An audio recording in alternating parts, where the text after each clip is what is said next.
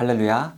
하나님의 크신 사랑과 전화위복의 은혜가 FNC 가운데 가득할 줄 믿고 기도합니다.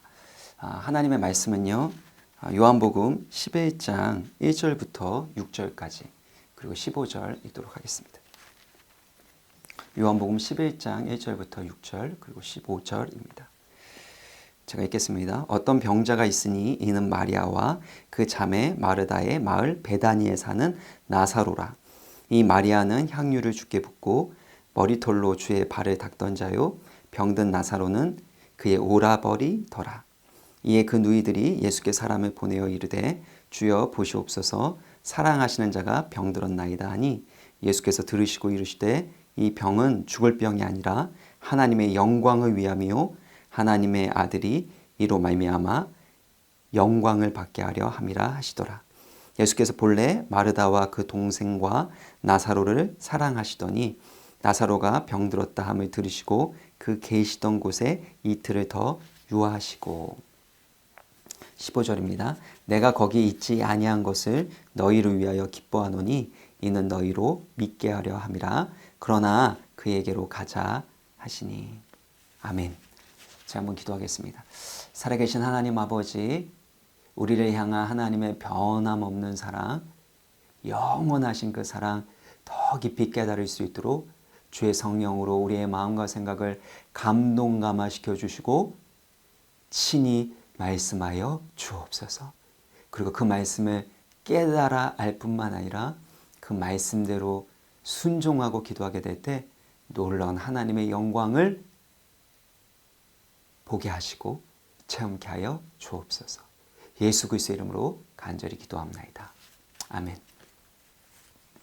오늘 성경 본문을 읽으면 우리는 두 가지 어려운 문제에 봉착하게 됩니다. 첫 번째는 예수님이 사랑하시는 자에게 왜 이런 비극적인 일이 일어났는가 하는 것입니다.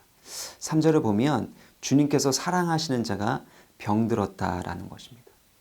우리가 기대하는 것은, 우리가 믿고 있는 것은 많은 경우에 하나님이 나를 사랑하신다면 나에게 그런 불행한 일, 비극적인 일이 일어나지 않게 될 거다라는 것입니다. 그래서 내 가운데 고통스러운 일들이 일어나게 되었을 때 오히려 하나님을 거부하고 하나님과 멀어지게 되는 일들이 일어나게 되는 것입니다. 두 번째는 예수님께서 그렇게 사랑하신다고 하신 나사로가 병들었다는 소식을 예수님 들으셨을 때 어떻게 예수님께서는 곧바로 가지 않으시고 이틀이나 더 그곳에 머무셨냐라는 것입니다. 5절을 보면 반복해서 예수님께서 그들을 사랑하신다라고 표현하고 있습니다. 예수께서 본래 마르다와 그 동생과 나사로를 사랑하시더니. 그러면 어떻게 사랑하면 그 병들었다 함을 들으시고 곧바로 가서 그를 고쳐주었다. 이렇게 표현이 되어야 하는 거 아닙니까? 그런데 그 병들었다 함을 들으시고 그 계시던 곳에 이틀을 더 유하셨다라는 것입니다. 예수님은 나사로를 사랑하셨습니다. 성경에 기록되어 있으니까요. 그리고 예수님은 나사로를 고칠 수 있는 능력도 가지고 계셨습니다. 우리는 보통 사랑이 있는데 그것을 행할 능력이 없어서 사실은 참 안타까울 때가 많습니다. 반대로 능력은 있는데 내가 그 사람을 별로 좋아하지 않기 때문에 그 능력을 행하지 않을 때도 있습니다. 그런데 예수님은 사랑과 능력을 모두 가지고 계시는에도 불구하고 나사로의 질병을 고쳐주지 않으십니다. 또 그들로 하여금 기다리게 하신다라는 겁니다. 이것은 예수님이 가지고 계신 특별한 의도와 목적이 있음을 보여주는 것입니다. 바로 예수님께서 우리 가운데 표현하시는 사랑의 언어와 우리가 생각하는 사랑의 언어가 다르다라는 것을 보여주는 것이죠. 게리 체프먼이 쓴 책이 있는데요. 사랑의 5가지 언어라는 책이 있습니다. 우리가 사랑으로 느끼는 5가지 언어가 있는데 첫 번째는 인정, 두 번째는 시간, 세 번째는 선물, 네 번째는 봉사, 그리고 마지막 5번째는 스킨십이라는 겁니다. 인정, 시간, 선물, 봉사, 스킨십 이 5가지 언어를 가지고 우리가 사랑을 표현하는데 이 사랑의 언어가 잘 통하지 않게 되면 나름대로 사랑을 표현했다 할지라도 그것을 서로가 사랑으로 느끼지 못한다라는 것입니다. 사랑으로 표현했는데 상대방이 그것을 사랑으로 느끼지 못하게 되면 사실은 불통이 생기는 거죠. 그리고 오해가 생깁니다. 서운한 마음이 생깁니다. 그래서 결국엔 갈등과 다툼도 생기게 된다라는 것이 이 책의 핵심적인 내용입니다. 예를 들면 이 남편이 참 좋은, 그러니까 부부가 되게 좋은 관계에 있는 것처럼 보였는데요. 남편이 열심히 회사에서도 일하고 또 집에 와서는 봉사도 합니다. 그래서 음식물 쓰레기도 그렇게 버리고 또 설거지도 하고 지방 청소도 하고 그런 봉사도 많이 하고 또 선물도 합니다. 그런데 아내의 입장에서는 그것이 진심으로 사랑으로 느껴지지 않았다라는 겁니다. 왜냐하면 아내에게 필요한 것은 바로 함께 이야기를 나누는, 함께 마음을 나누는 시간, 그 시간이 필요했기 때문이라는 것입니다.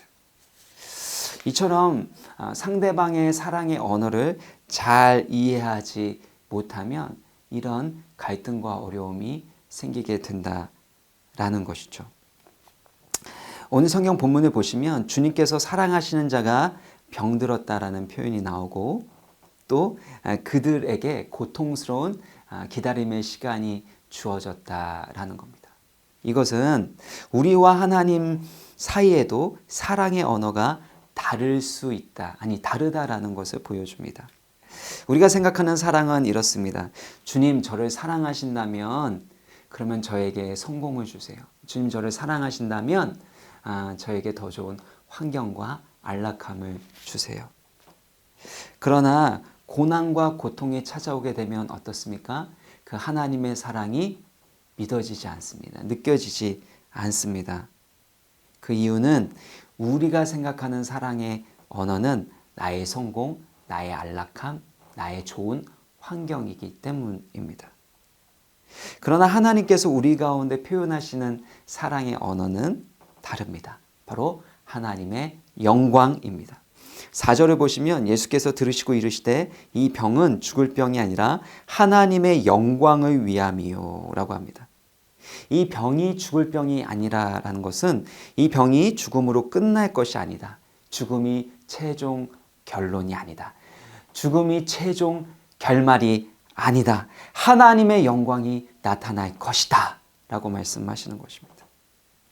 결국에는 이 고난의 시간을 통해서 바로 나 중심의 신앙이 이제는 하나님의 영광을 나타내는 하나님 중심의 신앙으로 바뀌게 되어야 한다라고 말씀하고 있는 것입니다. 우리는 고난과 고통을 싫어합니다. 피하고 싶습니다. 그러나 이 고난과 고통을 통해서 우리는 하나님의 영광을 발견하게 되고 그리고 하나님 중심의 신앙을 갖게 됩니다. 사실 고난과 고통을 맞이했을 때는 그것을 내가 컨트롤할 수 없다라는 것을 의미합니다. 내가 만약에 통제할 수 있는 일이라면 사실은 고난이 아닐 것입니다. 고난의 시간은 내 힘과 내 능력으로 할 수 없는 일들 그리고 내가 컨트롤할 수 없는 일들이 있음을 인정하는 시간이라는 것입니다. 코로나 사태도 그렇지 않습니까? 성공과 실패를 내가 결정할 수 없다라는 것을 인정하게 되는 거 아닙니까? 이전에는 내가 내 삶을 컨트롤할 수 있다라고 생각했습니다. 아니 내가 내 삶을 컨트롤할 자격이 있다라고 생각했습니다. 근데 그 생각이 착각이고 그 생각이 헛된 생각이라는 것을 우리는 깨닫게 된다라는 것입니다. 내가 원하면 가질 수 있고 내가 노력하면 얻을 수 있다라는 착각과 교만이 깨어지는 순간이 바로 이 시련의 시간이라는 것입니다. 이 고난과 시련을 통해서 우리는 나는 하나님일 뿐이고 그리고 나는 하나님이 아니고 바로 나는 부족한 피조물에 불과하다라는 것을 인정하게 되는 것이죠. 그러므로 이 고난의 시절을 통해서 나의 영광, 나의 안락함, 그리고 나의 성공에 맞춰져 있던 나의 관심과 마음의 시각이 이제는 하나님께 고정케 되는 것입니다. 죽은 것과 같은 그런 현실, 망한 것 같은 그런 문제들 가운데서도 하나님의 사랑을 받는 자들에게는 바로 이 하나님의 영광의 빛이 비춰지게 된다라는 것입니다. 그리고 결코 이 일이 죽을 일이 아니라 망할 일이 아니라 바로 하나님의 영광을 위한 일이 될 것이라는 것. 이것을 믿는 것이 바로 하나님의 계획이고 뜻입니다. 그래서 15절에 보면 내가 거기에 있지 아니한 것을 너희를 위하여 기뻐하노니 이는 너희로 믿게 하려 함이라. 바로 하나님의 특별한 의도와 목적은 바로 우리가 그 하나님의 영광을 믿고 체험하는 것에 있다라는 것입니다. 그렇습니다. 하나님의 사랑을 받는 자라면 무슨 일을 만나든지 그 일은 죽을 일이 아닙니다. 망할 일이 아닙니다. 우리가 생각하지 못한, 우리가 알지 못하는 더 높고 위대한 하나님의 목적과 계획이 바로 우리 가운데 이루어지는 것입니다. 이것이 하나님의 영광입니다. 그래서 25절 보면 예수께서 이르시되 나는 부활이요 생명이니 나를 믿는 자는 죽어도 살겠고, 바로 부활이요 생명이신 예수 그리스도로 말미암아 죽어도 다시 살게 되어지는 이 하나님의 영광을 우리가 목격하게 될 것이라는 겁니다. 우리는 하나님이 나를 사랑하신다면 이런 일은 일어나지 말아야 된다. 어떻게 이럴 수가 있는가라고 생각합니다. 아닙니다. 그것은 우리의 인간적인 생각입니다. 주님께서 사랑하시는 나사로가 병들었고 그로 인해서 죽었습니다. 그러나 나사로를 다시 살리시는 주님의 영광과 부활의 능력을 우리는 보게 되었습니다. 그러므로 환경을 따라 주님의 사랑을 판단해서는 안 됩니다. 하나님의 사랑을 신뢰함으로 상황과 환경을 판단해야 합니다. 하나님의 사랑이 와닿지 않는 그런 상황 속에서도 이 일은 죽을 일이 아니라 바로 하나님의 영광을 위한 일인 것을 믿으시기 바랍니다. 하나님의 사랑의 언어는 바로 하나님의 영광입니다. 나의 성공, 나의 안락함, 그리고 나의 좋은 환경, 이 모든 것은 다 사라질 것입니다. 그러나 하나님의 영광은 영원할 뿐만 아니라 우리 인생 가운데 무슨 일이 일어난다 할지라도 결국에 그 일을 선으로 바꿔주십니다. 전화위복이 일어나는 것입니다. 그러므로 우리가 어떤 상황에서도 하나님의 그 사랑을 신뢰해야 합니다. 그리고 그 영광을 바라봐야 합니다. 같이 기도하시겠습니다. 살아계신 하나님 아버지, 우리를 사랑하시고 그 하나님의 능하신 손길로 붙잡아 주셔서 감사합니다. 때로는 하나님의 사랑이 느껴지지 않을지라도 하나님은 오히려 우리 가운데 그 하나님의 영광을 우리 가운데 보여주시고 그 영광을 믿게 하시려고 하신다라는 것을 우리로 하여금 깨닫게 하여 주옵소서. 그래서 그 하나님의 영광과 아름다움이 우리의 삶 가운데 나타날 수 있도록 아버지 하나님 주의 말씀의 능력으로 성령으로 충만케 하여 주옵소서. 코로나 사태로 인해서 어렵고 힘든 과정 가운데 있지만 이 과정 가운데 하나님의 영광만을 믿게 하시고 의지하게 하시고 바라보게 하여 주옵소서. 예수 그리스도의 이름으로 간절히 기도합니다. 아멘.